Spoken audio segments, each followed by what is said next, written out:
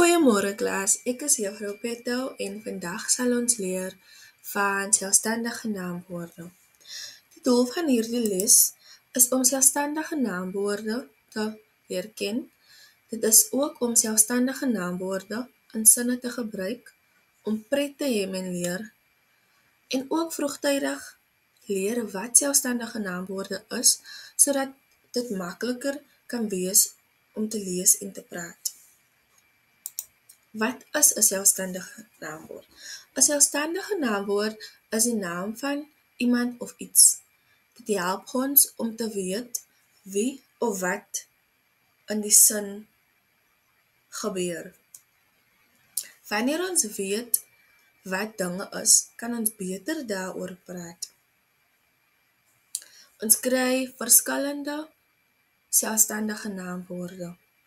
Eerstens is daar eie name wat die name van mense of plekke is.